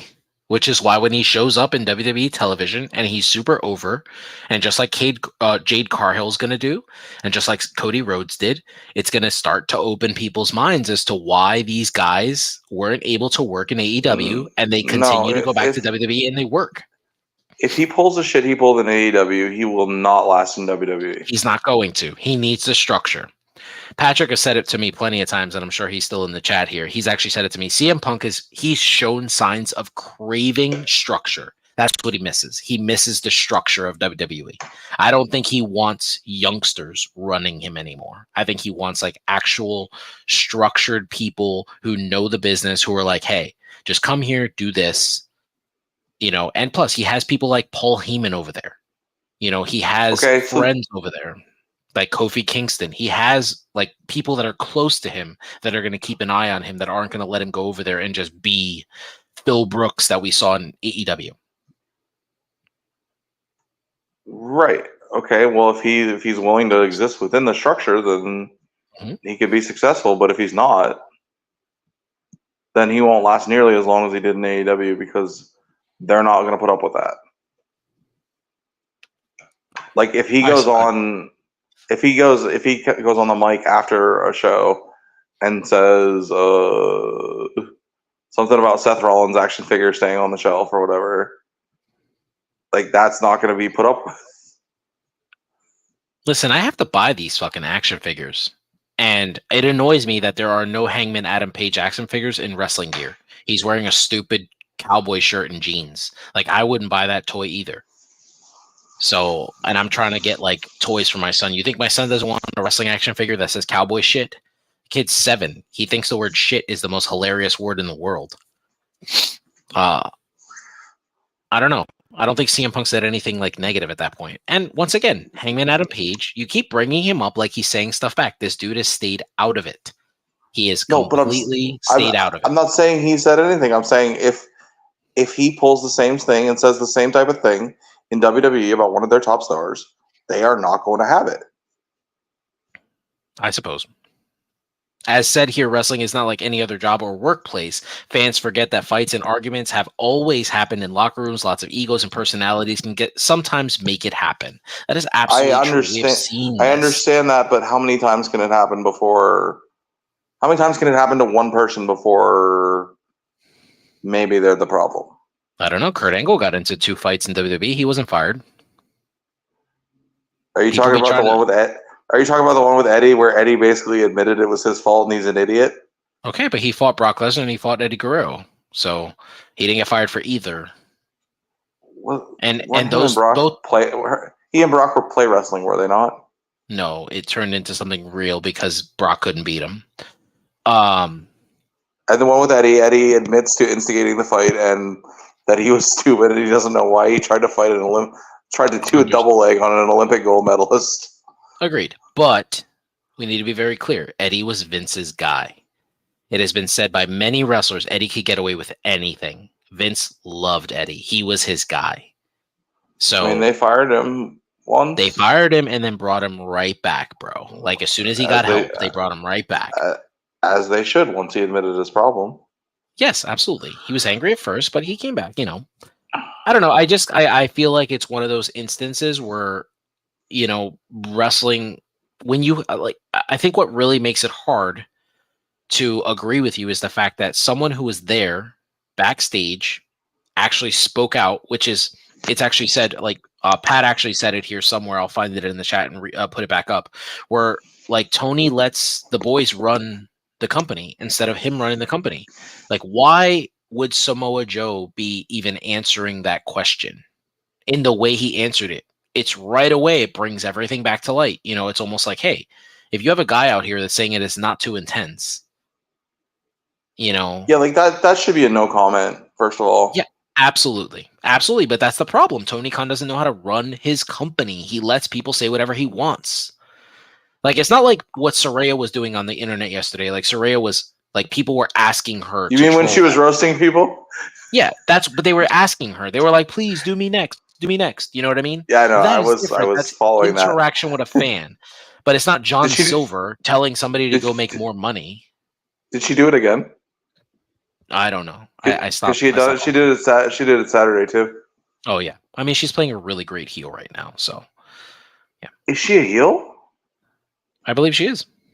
I thought the group was kind of disbanded and. I don't know. I guess she's playing the babyface tomorrow night though, or I guess at No Mercy next week. She's definitely playing the babyface then. But yeah, that's what I mean. Like, there's no structure in the company. There's nobody there telling them like, hey, don't do this. And I find it so odd because we've talked about this before, that Tony Khan makes his wrestlers go out and lay statements against people like Jonathan Gresham and Big Swole, right? And obviously you said, as you said on the last podcast, Jonathan Gresham walked back a lot of what he said, but Big Swole has not. But no, and I also don't think anyone really came out and said anything against Gresham.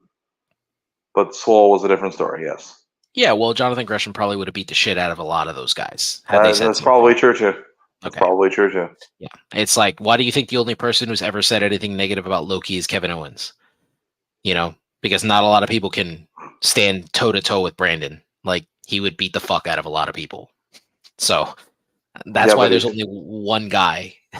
Because that one guy, he's probably not beating the fuck out of. Well, he may or may not, but he's just definitely not afraid to say anything. Yeah, it's one of those things. But yeah, you're right. Yeah, agreed. I absolutely agree with this. Punk is old school, and I think the Bucks and the California indie guys didn't adhere to the wrestler code, and it rubbed Punk the wrong way. 100%. 100%. I know you're not really big on unwritten rules and bro code and things like that, but this is a truthful statement. Punk was trying to do may be true. Did. But at what point? Yeah. But at what point are you supposed to act like an adult? Like Cody Rhodes didn't get into fights backstage. No, he just left the company and became a massive star. Yeah, sure. And isn't that the best revenge rather than like if he had just left the company and gone to WWE? He tried to. While he was suspended, he tried to get he tried to buy out his contract. Tony wouldn't let him. None of this happens if he buys out his contract. He had approached Triple H and talked to Triple H to come back. He went backstage at Raw. Now we know what those conversations were about. He tried. Tony Khan. This is Tony's fault for not letting him buy out. He should have never let him come back. Like, hey, he could have just walked away. Punk suspended. We agreed to terms on a buyout. He decided to go. Then you have all of these shows, but he wanted to put him in Collision. He wanted to have him do his thing.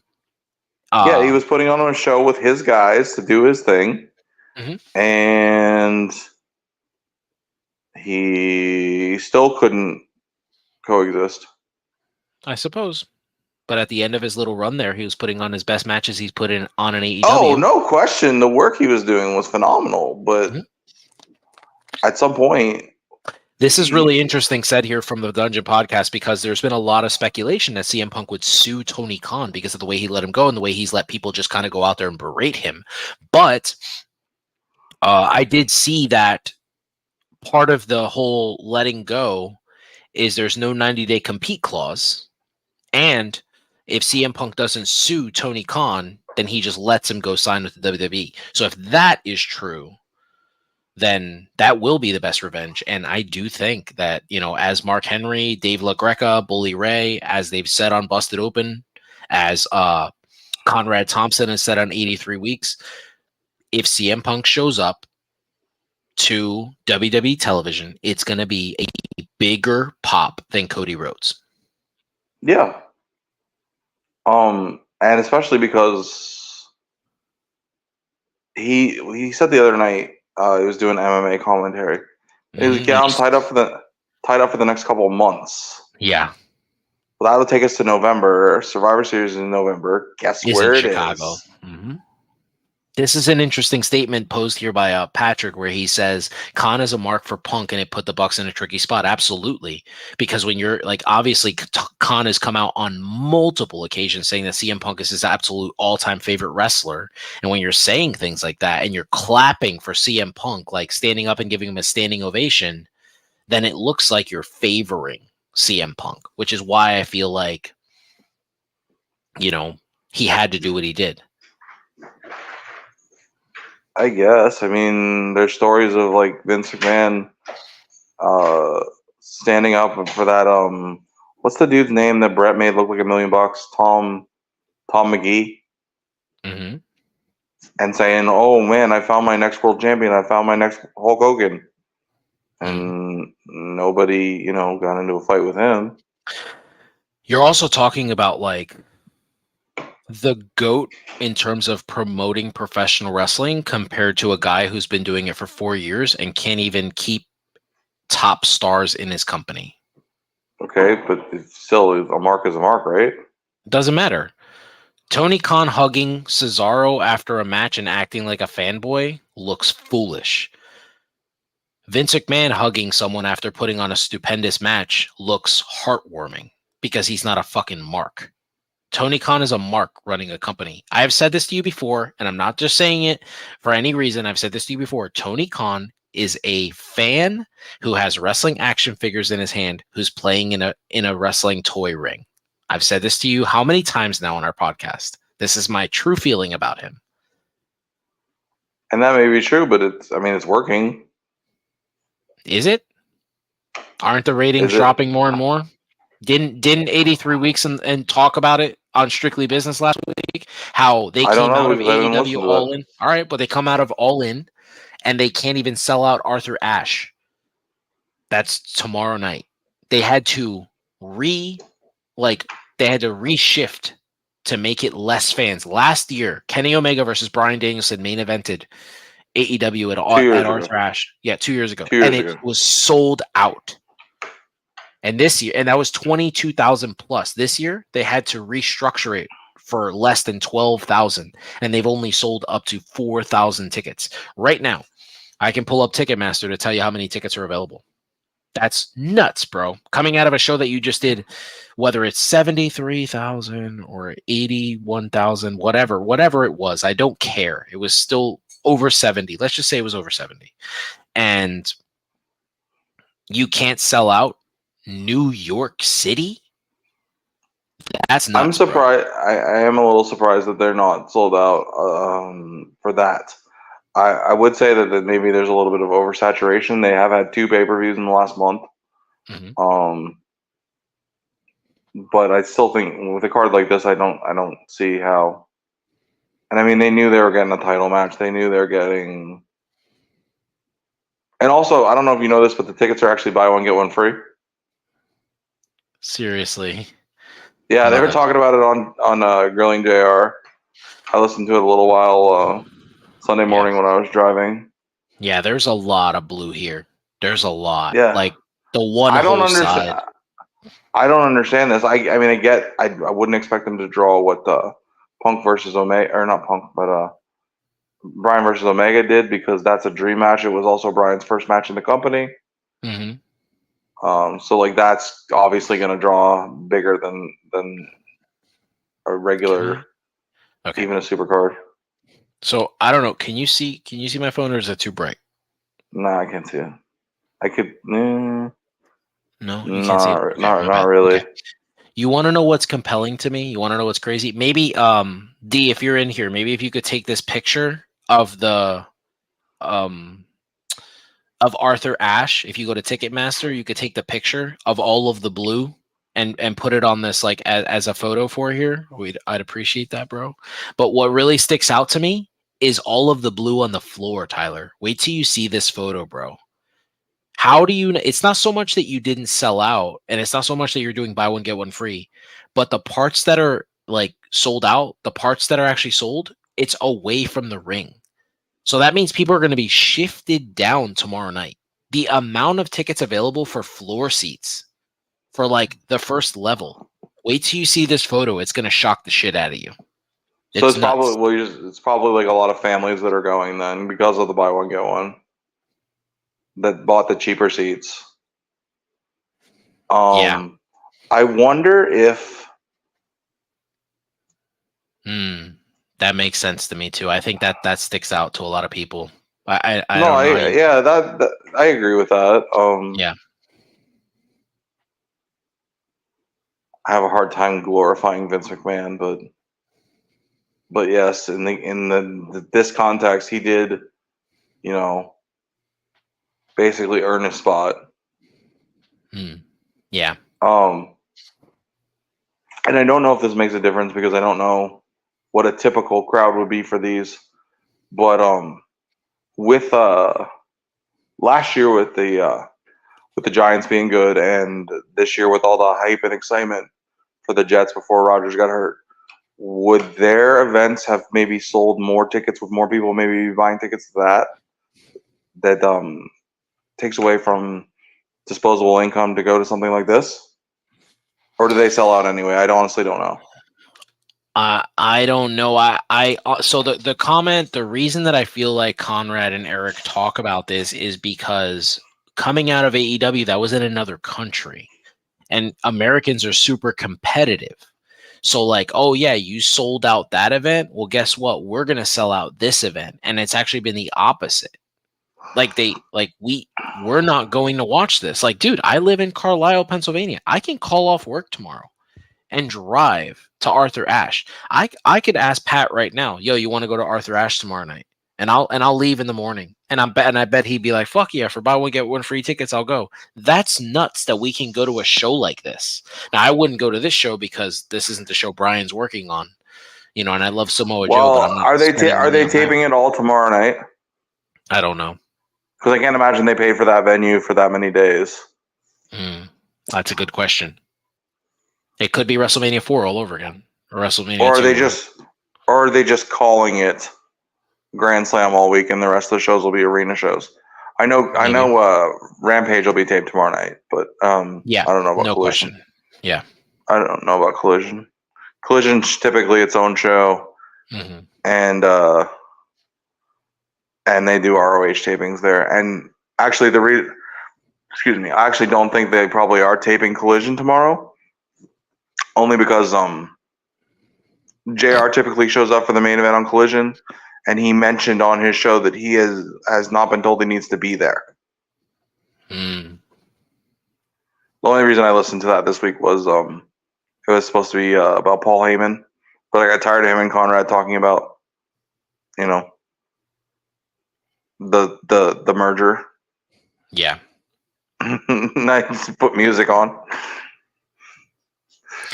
Yeah. I don't know. I guess it's just really strange that coming out of just a really good week of professional wrestling, like, yeah, All In was fine, especially when you watch All Out, you realize just how fine it was. Like, I'm not joking with you. I'm not saying that just because I hated the ending of All In as much as I did, because I went back and I rewatched some of the stuff, and I really did enjoy some of the stuff. But All Out was really good. I mean, I had to come on here and do an immediate show while you were in Canada. I couldn't believe what I was watching. It was my absolute favorite AEW show I've ever seen. So I just don't understand how they don't come out from that. You know what I mean? Yeah. I mean,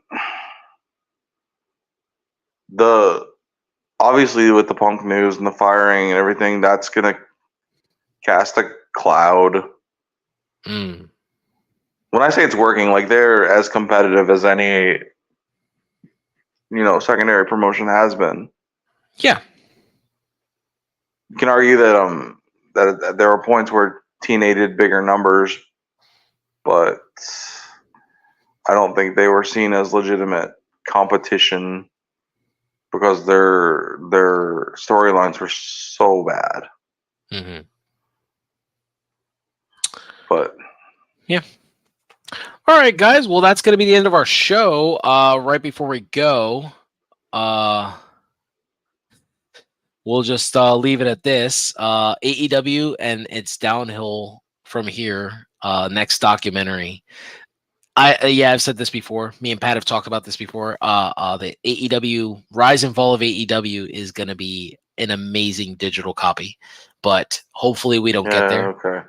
I mean, I think it's, hey, the WCW one did amazing. I purchased that shit. That's how much I enjoyed it. But yeah. All right. Well, that's pretty much been our show, guys. Thank you so much for joining us. As you can see, all of our stuff is down at the bottom of the page. Follow us on AG, or you could subscribe here to our YouTube channel. We look forward to having any interactions with you. If you follow us on IG, we're trying to post as much as possible, posting news as often as we can. And obviously, we are on Twitter, but being that Twitter is slowly going to move over to a payment format, we probably won't be using Twitter as much. And we will probably be sticking to IG and possibly Threads. Who knows? So once again, thank you so much for joining us. Really appreciate you guys. And Tyler, do you have anything you want to say before we sign off? No, just like you said, follow us on social media. Where can they follow? Where can they get you on TikTok? Oh, Boricua BORICUA.LOU. You can follow me on there. Oh, I like it. I like it. Look, ton of content on there. Yes, I do. I posted that. Especially today, I was really into wrestling. Hey, Pat, thank you so much for that. This is another great Appreciate show. it, buddy. Rigging Connection. Love it. Thank you so much, man. I love you, bro. I can't wait to talk to you. All right. Well, that was pretty much our show, guys. So thank you so much. And we're out. Out.